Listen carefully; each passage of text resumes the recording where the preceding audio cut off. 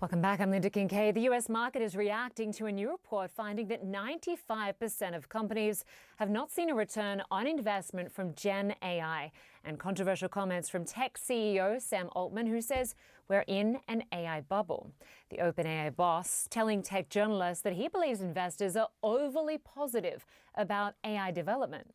He says when bubbles happen, smart people get overexcited about a kernel of truth. And he asked the question, are we in a phase where investors as a whole are overexcited about AI? His answer, yes.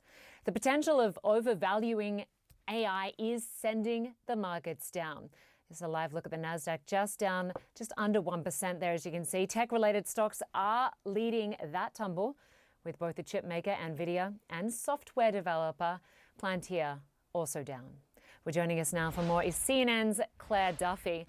Good to see you, Clare. So this MIT report was fascinating and also quite sobering. The fact that it found that 95% of companies that have poured some $30 to $40 billion into these Gen AI systems have not seen a return on investment. Is Sam Altman right? Are we in an AI bubble?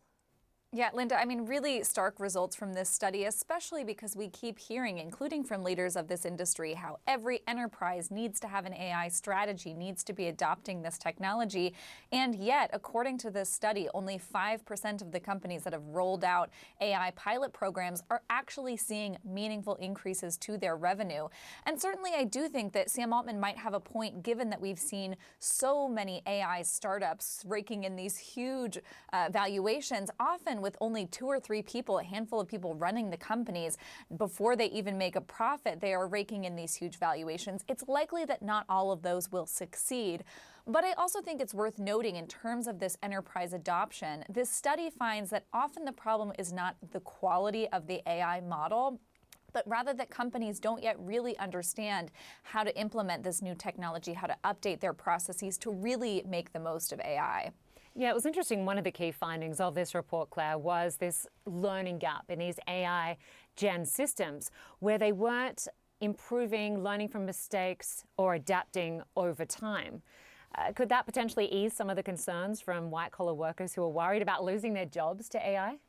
Yeah, again, I think this is sort of a reality check moment where we've heard a lot from Silicon Valley about how AI is growing exponentially, advancing exponentially. And yet, I think what you're starting to see from this study and from what companies are saying about their use of these systems is that this adoption and the development of AI is not actually going to be that linear. Something that I long have just sort of personally thought watching this space is that we're going to see a lot of companies looking to outsource some of their work to AI, laying off workers, only to realize that computers can't necessarily do the job in the way that humans do, and maybe having to bring some of those folks back. So I won't be surprised if we do see a bit of a boomerang here as companies try to figure out what to do with this technology.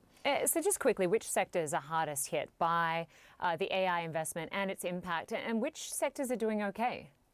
Yeah, something was really interesting from this study is that the financial sector, other highly regulated sectors have been trying to build their own AI systems rather than licensing them from big AI companies. And that makes sense, right? Because they have a lot of data and specific regulations around how they need to protect that. But the study finds that those are the least successful in terms of business returns for the companies. In terms of where companies are seeing benefit from AI systems, it's not necessarily in laying off their own internal workers, but the study finds that using AI to automate processes that were done by outsourced agencies or contractors, things that companies had already designated as sort of low priority work and outsource that work can be done by AI in a way that is starting to save these companies money. All right, Clare Duffy for us in New York. Great to have you with us. Thank you. Well, still to come tonight, some churchgoers in one Swedish town may be confused when they go there this Sunday because the church is gone. Up next, why it's moving down the road.